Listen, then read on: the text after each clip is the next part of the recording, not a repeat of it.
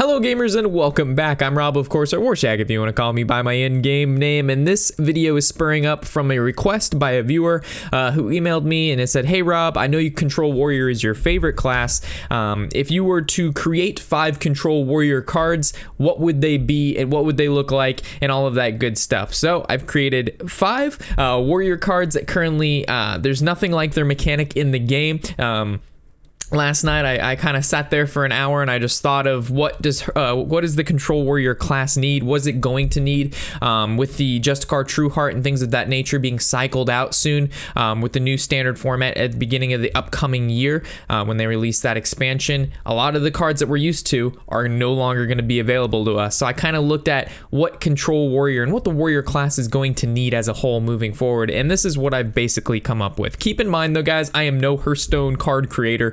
There might be some problems with the text, the picture, but just take a general sense of the card and like what it stands for as a whole. So right now we have the Mini Knight. He's a 2/2 for 2 battle cry. If you have less than 10 armor, gain 3 armor, but if you have more than 10 armor, deal 3 damage.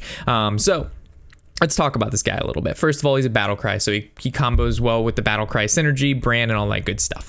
But with Justicar moving out, getting 10 armor isn't going to be as easy as it is now. Granted, we do have cards like Shield Slam and Ironforge Portal, but keep in mind, but without the Justicar, think about it. It's going to take 5 turns of hero powering and taking no damage in order to get that 10 armor, while Justicaring takes around, 2.5, 3. So getting that 10 armor mark may not be as easy as what it seems once that card is removed. On top of that, it's kind of like the Druid. Druid has like a choose one. This one's if you have this much armor, go from this. If you have this much armor, go from that. And also, there's not really anything that plays off armor in the current Warrior selection of cards besides like Shield Slam, right? You've got Shield Slam that says, deal damage base to a creature on how much armor you have, but there's nothing that utilizes it and gives you different abilities based on how much armor you have. So I think something like this is going to be coming to Hearthstone soon. Whether it comes or not, I have no idea, but I think it's a really cool thing. It's kind of like the Cthulhu. If Cthulhu's a 10/10, activate this, and if it's not, sometimes it gives it plus whatever. And also the deal 3 damage. You might be looking, oh my gosh, a 2-drop 2/2 deal 3 damage. That's insane. But again, there's a requirement to that. And if you're like, wow, 3 armor is a lot, 3 armor doesn't actually get the warrior anything. You're playing basically just a 2/2 for 2 that gain 3 armor. But like, if you think about mage or hunter, all of their hero powers do something, as the warriors is solely defensive. So if you're already behind, gaining 3 armor isn't going to do a whole lot for you unless you have other cards to combo with that, which we'll get to. Moving to the next card here is going to be the Blood Sacrifice. Because Revenge isn't going to be around forever, and then you can't always depend on Brawl to be your field clear, I have this card. So it's a 3-drop, deal 1 damage to all minions, so yours and your opponents, and then you're going to repeat this until at least 2 minions have died, and this can only occur a max of 3 times. So it'll be waves of 1 damage. So it'll be like a wave of 1 damage, have 2 creatures, if 2 creatures die, it'll stop. Either field. It'll do another wave if only 1 creature dies, it does another wave, and if no creatures die the second wave, it'll do the 3rd wave, hence max of 3 damage. I'm trying to explain this because I know I am not a Hearthstone card creator, so the way it's written, it may not be, taken the same for everybody, so that's why I'm trying to explain it. But this is basically a cheap field removal if you don't want to run the double brawl, because that feels kind of weak, right? If you go against another control class, you find a lot of times the brawls sit in your hands. So what could be a good activator for some of your own stuff, that if you're looking to draw with Alkalite, if you're looking to combo this with maybe your Bloodhoof, or just other cards that do well when they've taken damage, like Enrage effects. It's also, again, it does well against Zoo, it does well against Totems, it does well against any deck that, most of their cards have below 3 HP, and I think it's a pretty cool card. I think the animation that would go with this is kind of what's making it so exciting for me. But yeah, so there's our warrior spell. So moving on to the next one, the Soul Eater. This is the weapon, and this is kind of the replacement for Death Spite, right? So this is a 4-drop 3/1, and the reason it's a 3/1 is, first of all, its effect is really cool, but all the weapons right now most of them are 3/2, right? They always have that 2 durability, and I kind of it's the same old, same old. So I'm besides Gorehowl, which is a 7/1, which also has a cool ability. But this, I wanted to do the 3/1. It says Death Rattle. So when this dies, whenever this weapon destroys a minion, summon a random minion of the same cost. So let's say you kill a Chillwind Yeti with this. I don't know why Chillwind Yeti's on my mind, but Chillwind Yeti's dying to our Soul Eater. So it has to die to it though. So like, let's say the Chillwind Yeti has 3 HP left, 2 HP left. We attack Soul Eater into it. We take the damage, of course. And then on our side of the field, to summon a 4-drop, which is really good. It's really cool, but you only get the 1 durability out of it because this weapon is so powerful. Also keep in mind that Warrior's 4-drops aren't very good. We have Warshack on 2. On 3, we have maybe a shield block or something of that nature. But on 4, it's very interesting. I guess you could play Bloodhoof, but a lot of warriors are only playing one of these. Elise is always an option. But besides that, there is no weapon on 3. There's no weapon on 4. There's no weapon on 5. There's no weapon on 6. We mostly have the Warshack on 2 and then the Gorehowl on 7. There's nothing in between there whatsoever. So I think warriors definitely need to have a lot more weapons that are decent. I'm sorry, what is it? Tentacles for arms, you do not count. You kind of suck in my opinion, but that's just an opinion. But this kind of gives us back that Death Rattle weapon we're always looking for. Fulfills the 4-drop slot. Doesn't have the same, Death Rattle deal 1 damage to everything, but also has a cool ability that kind of puts the warrior back on the board, and it gives it a way to kind of deal with whatever the following turns have to come. And keep in mind, only 3 attack. Most of the time, it's not going to be, if it's going to be able to get played and then kill something right away, the card it's summoning is maybe a 3-drop at max. So you could play this later on, combo it with a slam or a bash and get yourself a bigger creature. But the reason its attack is so low is because for 4 mana, you're killing a creature and generating a creature, which is basically the same things as Fireland's Portal. But it's at a much cheaper attack, so you can, you're not getting a whole lot of value because the creature you're killing with it, if you're killing a creature right away, isn't going to be that big. Sorry about that. So moving to the next one, there was a card. Oh gosh, we're lagging. For some reason, the shitty webcam all of a sudden just starts lagging out of nowhere and then fixes itself. So sorry about that cut. We're going to continue on. We have the 5-drop 5/5 Stampeding Magnetar. The name came from a card that's already to the warrior class. I believe it's a 5-drop 4/3, and then it cleaves the targets next to it. It's a card that I've never seen anyone play, but an interesting new mechanic would be Overpower, right?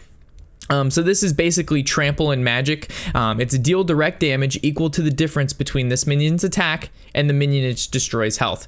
And the reason this is because Shaman, well, first of all, we'll get into Shaman later, but a lot of the times Warrior, when they're playing and they're making trades with creatures, they don't really do a lot of damage face throughout the entire game. It's basically just dealing with the board, and some of the times the trades you make aren't that effective. So having cards that have trample or overpower will allow you to kill maybe a creature with a 1/1, and it's going to deal 4 damage to your opponent's face because this guy has 5 attack. The creature you kills has 1 HP. It's going to kill the creature and deal 4 damage to your opponent directly. So it kind of makes trading more efficient. Again, there's only going to be the reason it's only a 5/5 for 5 is because it has overpower. Most of the time, 5-drop creatures are like 5/6, a 6/6. They've got some other ability in there and they're better statted. So even if this guy was maybe a 4/5, it'd still be pretty good, or maybe a 5/4, but either way, some sort of trample effect I think is eventually going to come to Hearthstone. And also, when I was thinking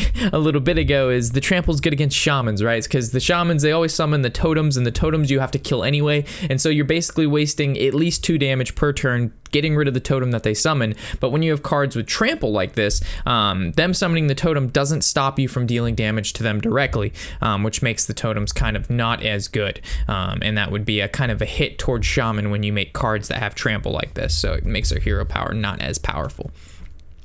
But definitely a cool ability. I think warriors, definitely druids, and maybe some hunter cards should have the trample ability. Not every class, like priest shouldn't have this, rogue should not have trample, but there's certain classes that kind of match that very powerful creature that would be like, yeah, this creature could definitely trample something. So there's that idea. And then our last card here, again, we haven't put any rarities on these cards. We haven't put them in a set because I'm not a card creator. I'm not about trying to fit these in actual decks. This is just like the basis of a card that could eventually exist. Whether it's a 5-drop 5/5, I have no idea, but I think, the core parts of the card will eventually show up, and that's what I'm getting to, guys. I'm not saying these cards should go into Hearthstone right now. I couldn't test them. I can't do anything. I haven't put a fucking rarity on them. So I know there's going to be some comments like, you're retarded, blah, blah, blah. It's like, give me a break. So the last one is gonna be not the Dark Knight, but just Dark Knight.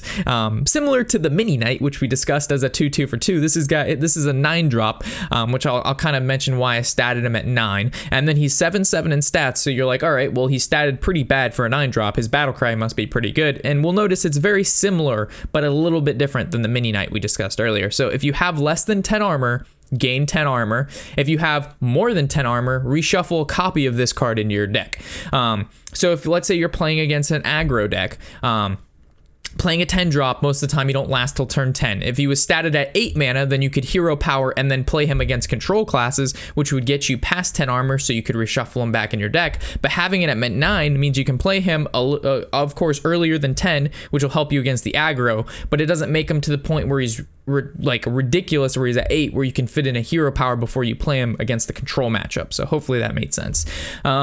So basically, he can be used in 2 ways. Against aggro to get 10 armor, you're not playing him again for the body. A 7/7 is good, but essentially you're getting him for the armor, which 10 armor is basically worth 4 mana, because if you think of shield slams, they're 3 mana for 5 armor, draw 1 card. Draw 1 card has been rated at 1 mana, so you're kind of, 6 mana in total, take away 2 mana for the draw 2 cards, you've got 4 mana left over, you've got 10 armor. So that's where I get that calculation from.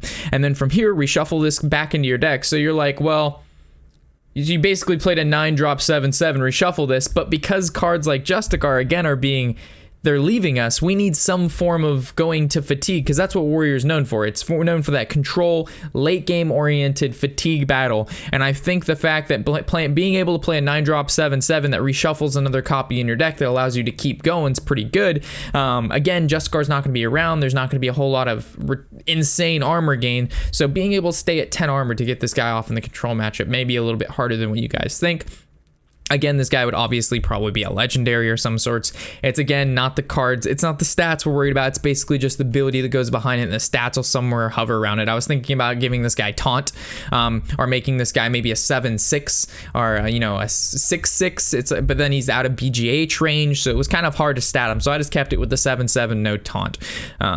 All right, so that wraps up my 5 warrior cards that I've built. If you've enjoyed, let me know, and I might make some other 5 theory crafting cards for other classes. I figured I'd just start with warrior first, as it's my favorite class, and I think new cards for it is going to be essential when moving forward into the next standard format era, which will be the kind of beginning of next year-ish. So, as always, guys, thanks for watching, of course, and hopefully you've enjoyed it. Actually making these cards was really fun, and I enjoyed talking about them, and hopefully I was able to share my thoughts appropriately, because there was definitely a lot into this. So, as always, I'm Warshack, of course, and happy whatever the hell day it is.